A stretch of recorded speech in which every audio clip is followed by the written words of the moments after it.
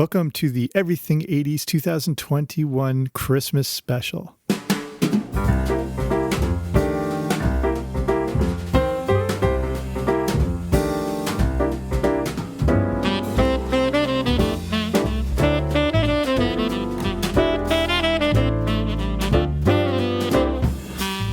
Hey there, and welcome to the 2021 Everything 80s podcast Christmas special. I'm Jamie. Thanks for coming on out here today. I've got the fireplace channel going in the background and ready to roll. And what we're going to do is look at several 1980s movies and TV shows that have made up the holiday season. We're going to look at a few movies from the 80s that appear to be regular movies, but are in fact Christmas movies. And you can probably see where this is going.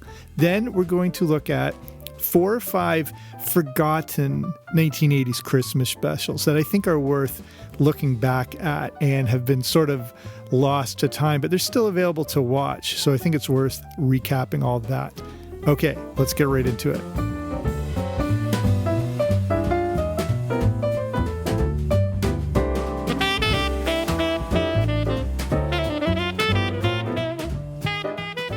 First thing we'll do is look at a few films that are actually Christmas movies. And let's just start with Die Hard and get this out of the way right off the bat. Die Hard is a Christmas movie. And it's going to be hard to sort of sum this up in a short bit because this could be like an 8-part episode all about this movie. So I get that it wasn't seen this way when it was first released in 1988, but it has grown into a holiday classic. The easiest thing to point out is that they set this movie at Christmas. It also features Christmas music and makes it fit into holiday viewing. Those who object to this classification will point out the movie was released in the summer of 1988. That is a good point, but it's too hard to deny the many Christmas connections this movie has. But to sum it up, the last word on Die Hard being a Christmas movie comes from one writer of the film, Stephen D'Souza. In an article in Time magazine, D'Souza points out that he and fellow writer Jeb Stewart crafted the movie as a Christmas tale. And it might have just been a financial incentive because their idea was that there would be residuals year after year if it was made as a Christmas movie. And with Christmas movies, especially in the 80s where there were specific genres of film like action, adventure, comedy, rom-com, it's hard to make a dent. You don't know if your movie's going to catch on, but if it can be established at Christmas, you could have a potentially long-lasting hit year after year. Die Hard happened to be a massive hit, but it made sense that they went this Christmas route because the 80s was the era of action-adventure movies. So how were they going to differentiate themselves? And this was the way to do it. So I know that it can be a long topic, but let's just leave it at that. The next movie, Gremlins, and I've covered this show before a while back on why this is a Christmas movie. And it's one of my favorites, and it's also one of my favorite Christmas movies. So on the surface, Gremlins is a black comedy horror movie, but we can't ignore, again, that the movie is entirely set at Christmas. It also features Christmas music. Even the musical score of the movie takes influence from some classic Christmas songs. When you dig deeper into Gremlins, it explores some holiday themes that cement it as a Christmas movie. Here are a few. Gremlins is all about the dangers of consumerism during the holidays. There's the idea that love and affection can be bought with gifts, the way the absent father tries to do with his son, and the idea that, purchasing can make up for neglect or whatever. And then the Gremlins themselves run amok the same way capitalism and commercialism has run amok during the holidays. The movie and the Gremlins themselves represent how the holidays can be a difficult time for people. Many movies try to shove Christmas cheer down our throats, and the Gremlins represent that it's okay to not always feel the joy of the holidays. To understand that last point, you just have to rewatch that horrifying Santa story told by Katie. So Gremlins isn't an anti-Christmas movie. It just shows both sides of the coin during a season that can easily get out of control. Number 3, Rocky IV. And you probably don't associate Sylvester Stallone with anything to do with Christmas, but Rocky IV may be his one offering. This movie came out during the holiday season, and it was released on November 27th, 1985.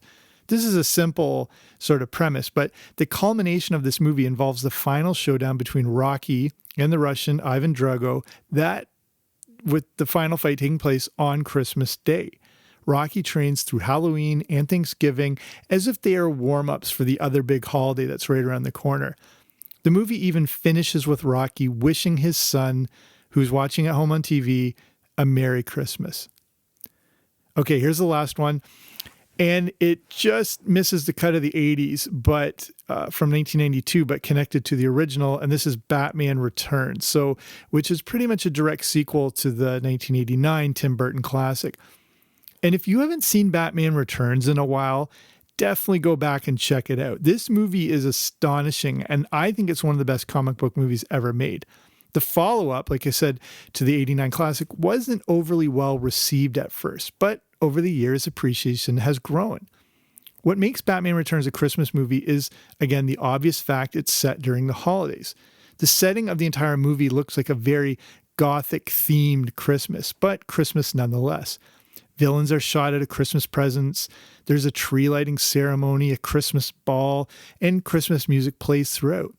Again, like Gremlins, this isn't a feel-good movie, but the themes of it relate to, some of the biblical Christmas stories. And, the birth of the evil penguin, and he was dumped in a sewer on Christmas, and then he returns 33 years later, sort of, connecting to him as a Christ-like figure.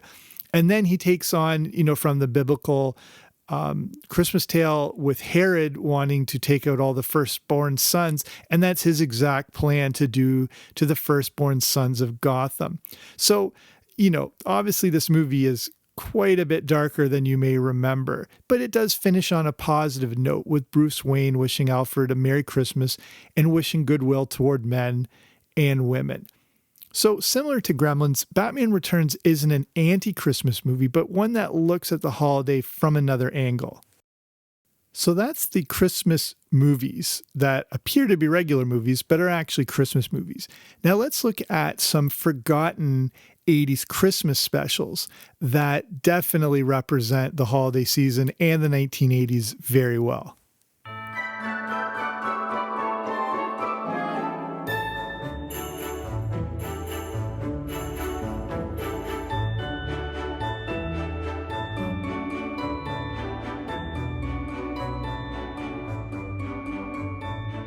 There's so many Christmas classics we grew up with. Rudolph, Frosty, Home Alone, White Christmas, A Charlie Brown Christmas. Those are a few that instantly come to mind. But these are all from different decades that got adopted by kids of other decades, including the 80s. But what about 80s specific Christmas specials? The classics rightly deserve their place as holiday staples, but this is a look back on a few that you may or may not know of, or ones that you've maybe completely forgotten. It's tough to stand out as a Christmas special. With all the competition out there, how do you make a dent? And how do you go up against the juggernauts that already exist? This will be in no particular order, but hopefully give you some new offerings to look at each holiday season. The first one, A Garfield Christmas. I don't know about you, but this was an absolute go-to special in my house. I don't think it had the impact of Frosty or Charlie Brown Christmas, but I think it should be in the mix. The year was 1987 and Garfield was in his prime. As a young kid, I was obsessed with all things Garfield. I would even spend time in class trying to draw him. They were terrible. This special takes all the things we loved about the comic strip, but also gives it some heart. Here's the quick synopsis. John, Garfield, and Odie are heading out to his family's farm to celebrate Christmas. We meet John's cynical grandma, and she and Garfield strike up a quick bond. Fun fact, Pat Carroll performed the voice of Grandma, and you may know her better as the voice of Ursula in The Little Mermaid. We hear stories about John's grandpa who's no longer with us, and one night Garfield makes a discovery of old letters from John's grandpa. They were love letters written to John's grandma, and Garfield gives them to her as a gift on Christmas morning. Garfield also gets a thoughtful gift from Odie, a back scratcher he made himself. As mentioned, this special has some heart to it, and Garfield steps outside his usual cynical comfort zone to talk about the importance of loving each other.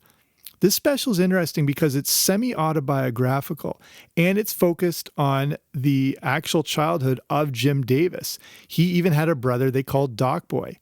The special came out on December 21st, 1987. They often played it alongside the Charlie Brown special and would be in rotation for 13 straight years. And it was a big hit. The special was nominated for an Emmy for Outstanding Animated Program and showed up in TV Guide's list of the 10 best holiday specials for families. Speaking of that, I want to give an honorable mention right now to A Muppets Family Christmas, and one of the all-time best, not just from the 80s, all-time best TV Christmas specials. But I did an episode a few episodes back all about that if you want to go check it out. Okay, next on the list, Pee-wee's Playhouse Christmas Special. Every TV series has a Christmas special, and they're often quite good, but they seem like a dime a dozen and don't stray too much from their regular premise. The Pee-wee's Playhouse Christmas Special is one that stands out. As a kid, I loved everything to do with Pee Wee Herman, and my mom hated him.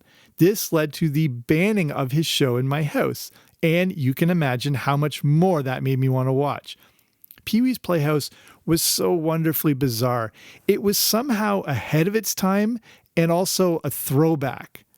This special came out in 1988 and is as over the top as the regular show was. Here's a small sampling of some of the guest appearances. Oprah, Cher, Grace Jones, Little Richard, Charo, K.D. Lang, Annette Funicello, Frankie Avalon, Dinah Shore. How's that for the most random bunch of celebrities stuffed into a Christmas special? The premise of the show is simple, but still kind of sweet. Pee-wee has a Christmas wish list that is so long that there won't be enough presents left for all the other kids on Earth. Santa comes to him and tries to point this out, and ultimately, Pee-wee learns the true meaning of Christmas. You may vaguely remember this thing, but people love it. Many cite it as one of their top favorite Christmas specials, and they watch it every year. The special has been pretty available and has aired on Netflix, but it may not still be up depending on where you live. I searched for it on Prime Video, and Mad Men came up, so make of that what you will. You can go on YouTube in the meantime and look up some amazing clips from the show. Oh, yeah, also, Zsa Zsa Gabor, Whoopi Goldberg, and Joan Rivers are also in this thing. The next one on the list is a bit of a deep cut, and it's called The Christmas Tree Train. This special came from 1983, and it's worth checking out if there's, something new you're looking for to add into the mix that also has a bit of nostalgia to it. I vaguely remember this thing, but it's available to find on YouTube. It has a bit of a Frosty the Snowman feel to it. The story is about a bear cub named Buttons and his friend Rusty, who is a fox. They hop aboard a freight train to head to the big city, but end up getting lost. Now they have to get home in time for Christmas and avoid all the obstacles preventing them. There's not a ton of info about this because it's a pretty obscure special. It would only live on through kids who taped it off TV when it first aired on December 2nd, 1983. It will definitely still work for younger kids today as it is pretty timeless. Or if it's one of those things that slipped your mind, you may love a revisit. So that's The Christmas Tree Train. And again, look it up on YouTube. Okay, the next choice, The Night They Saved Christmas. This live-action made-for-TV movie came out on ABC on December 13th, 1984. This is another one I vaguely remember, but I mainly remember it because it had Art Carney as Santa Claus, and I was a huge Honeymooners fan.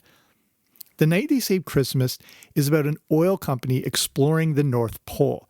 The guy running this project is named Michael Baldwin, and all their blasting through the ice isn't producing any results. In the meantime, he's having issues with his family, and his kids are debating about the existence of Santa. Michael is threatened to be fired, and he ends up meeting Ed, who is Santa's head elf. Ed tells him that all his work in the North Pole could destroy North Pole City. Michael now knows Santa is real and takes his family to the North Pole to meet him.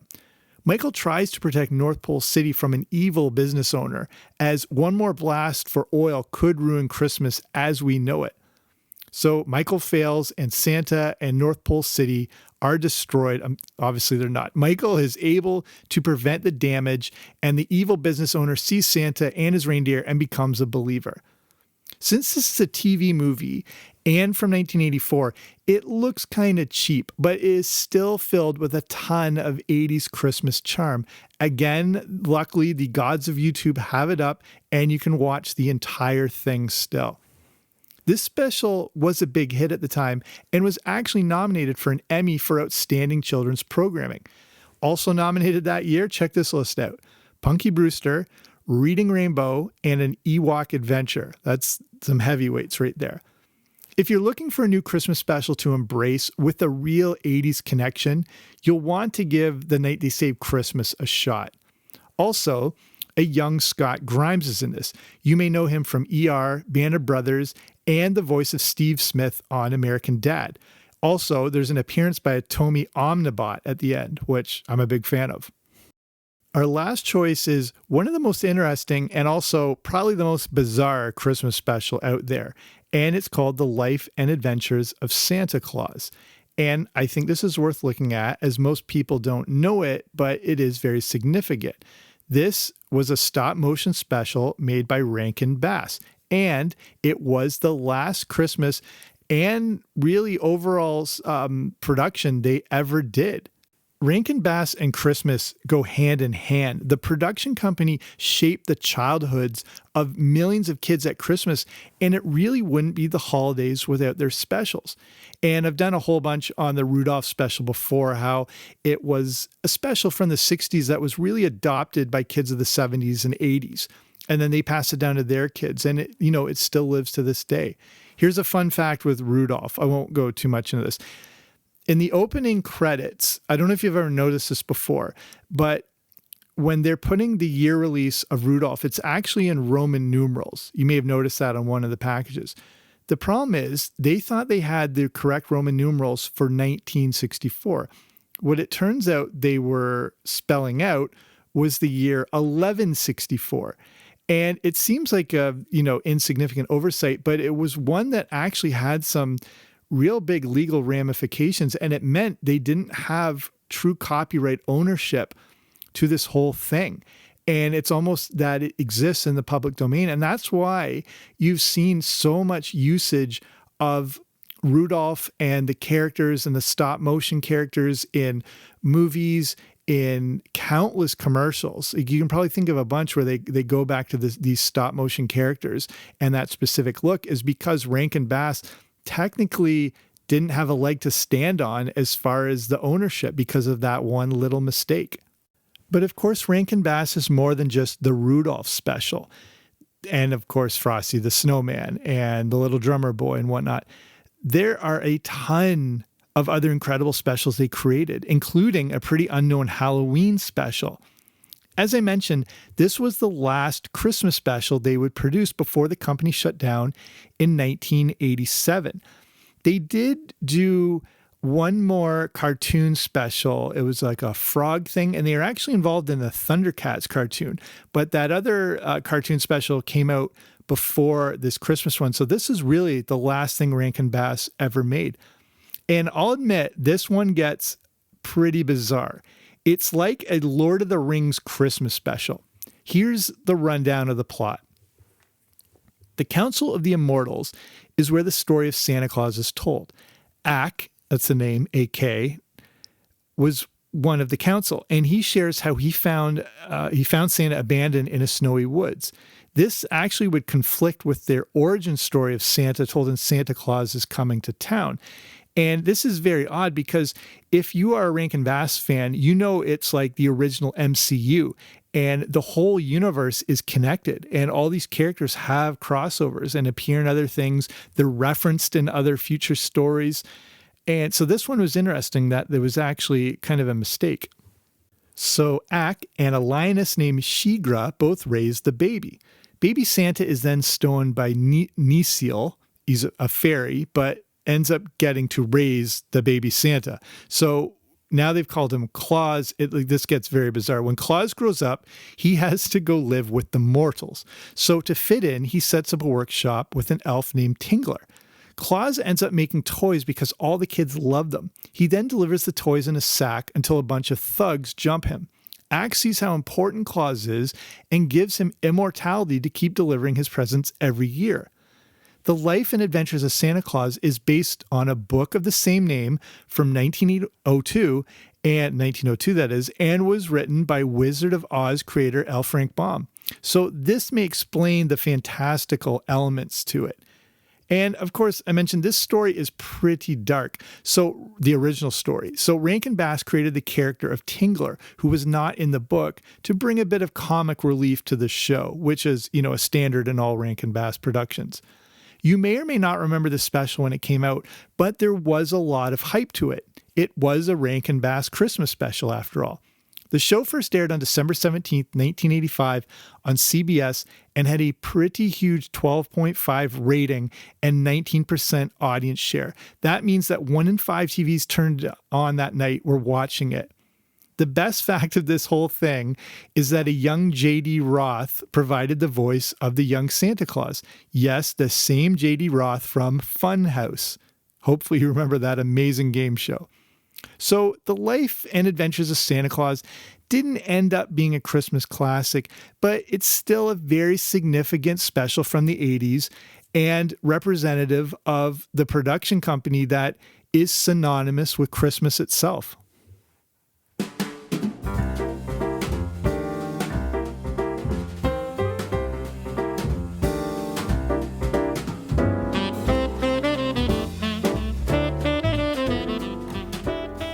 So let's finish it up there. There are just so many Christmas classics and so many great ones that came from the 1980s.